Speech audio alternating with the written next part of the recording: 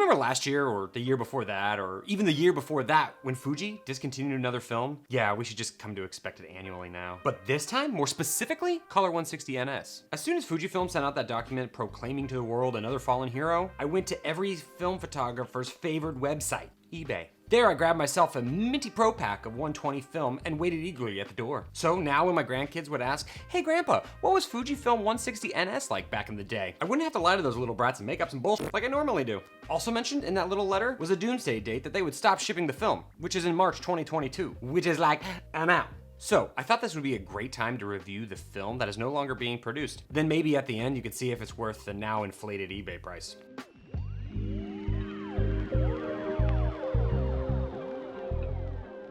But in order to test this film properly, I needed to enlist one of my fellow Mamiya lovers, Mr. Grainy Days. So Jason and I going shooting later today, and I decided since the Fujifilm 160 NS is going to be discontinued, I should try shooting it, because that would be kind of fun. So let's see, let's go in here. Where is it now? Ah, here it is. Pro 160 NS. Sounds good to me. I don't think I have enough film. Okay, now for the hardest choice of them all. What camera am I going to take with Jason on this trip? I mean, I haven't used the RZ67 in a while, but that's a beast of a camera. Like, I don't want to be going up and down hills, and that's a little too much. And, I mean, the Mamiya 645, though, that's a really nice, light, compact camera that just gets the job done. But on the other hand, the Mamiya 7's looking at me. I think it's you. It's you. It's always you. It's always been you. Plus, Jason probably is going to bring his Mamiya 7 too, so I think it's like a brothers in action type thing. So I think it has to be, regardless. The fuck? You're not using your Mamiya? Okay, well, I guess we can still be friends. I'm gonna do some Fujicolor. Almost forgot where the starting line was.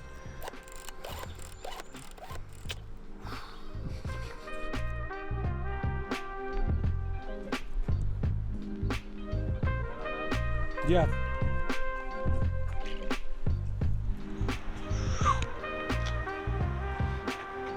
I don't know.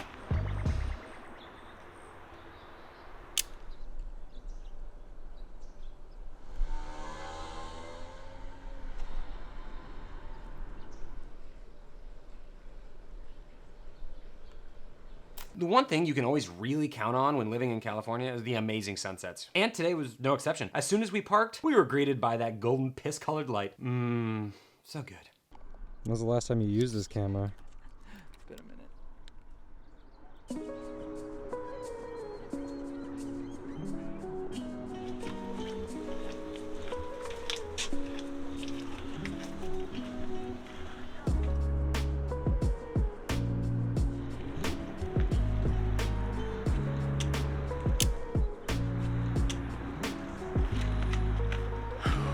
I love rangefinders.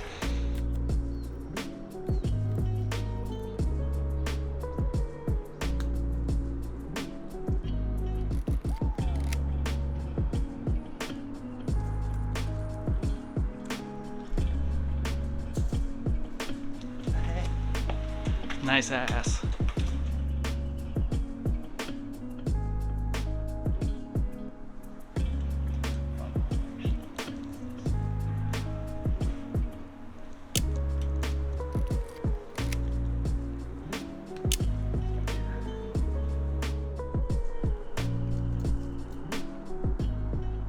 You may be asking yourself, Caleb, why did you use ISO 160 at sunset? And the answer is, because I wasn't thinking. And yes, I do wish I had ISO 400 in the camera, but there's no looking back now. This place was awesome. The whole hill overlooks Los Angeles, but I'm definitely amazed that people want to live in these houses with such a huge hill that you have to climb every time you want to go anywhere. I mean, forget moving in. Yet again, I'm sure they have movers for that type of thing and not subject their fair weather friends who owe them a favor.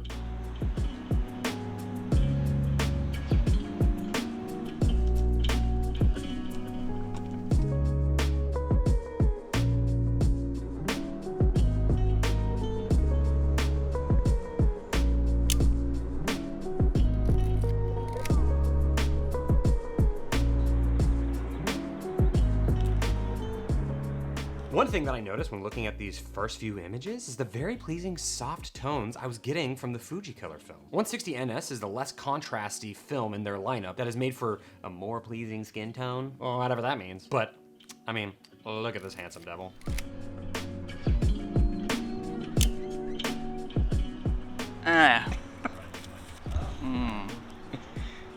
That's how you do it one-handed. That kind of turned me on a little.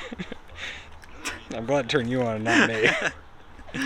Now, Pro 160 NS, formerly known as Pro 160S, has been dying a very slow death for a while now. Now, when Pro 160S decided to get a facelift to NS in 2010, Fuji decided to kill their 135 format at the same time. I guess they thought giving us an extra letter would make up and distract us from discontinuing a format. I mean, they don't even give us that courtesy anymore. The She film died in 2016, and a few years after that, the countries that carried it, one by one, discontinued the film. Fuji 160 NS's fate was clear. Japan cut the cord, and the supply would run out in March 2022. Yeah, we're living that dream now, baby. Well, at least there's always eBay.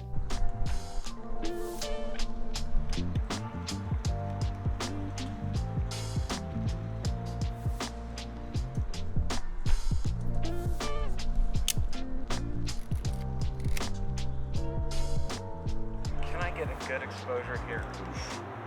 Maybe 30. Okay. About the back. Okay.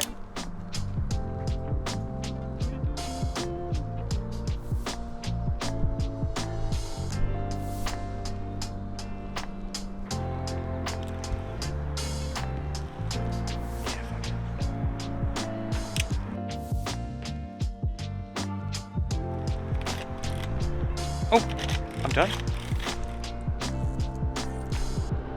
I don't know if I have enough light for this one. You do. Yeah.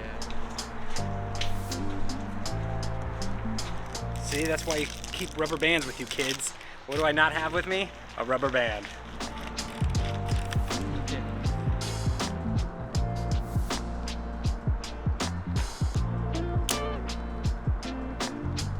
Chocolate filter! Oh my god.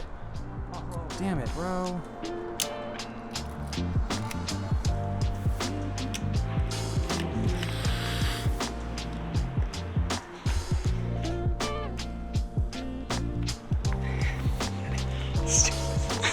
No, man, it was really funny.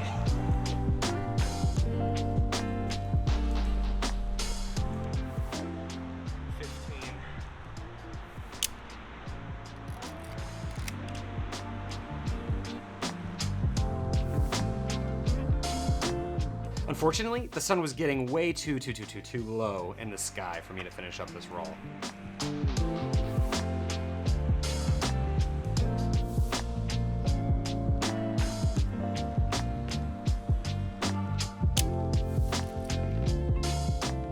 Probably shouldn't have taken this photo, but hey, you get trees against sky. And maybe, one day, you'll look back at this image and it'll be hanging up in the Getty. But probably not. Most likely not. Actually, no, it won't. It's pretty forgettable.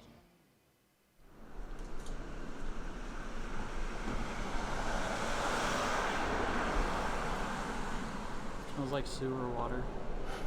So, to bring this whole video right back around to the original question, is this film worth shooting in 2022 when we all know it's kaput? Well, that's a hard answer to give you. Overall, this film has really pleasing colors. 160 NS has this lovely low contrast look across the board, which I prefer. But at the same time, you could really get those colors if you do a little bit of editing to your portrait shots. I've always been impressed with how Fujifilm handles their highlights and shadows. 160 NS definitely has that Fuji vibe. When you look at those greens, you just know.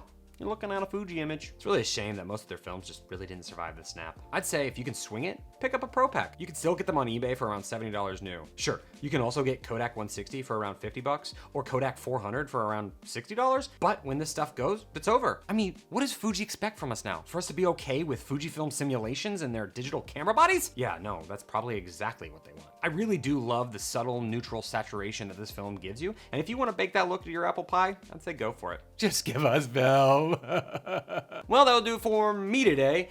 I think you should go out and shoot some film this weekend. That's just what I think, but you don't have to listen to me.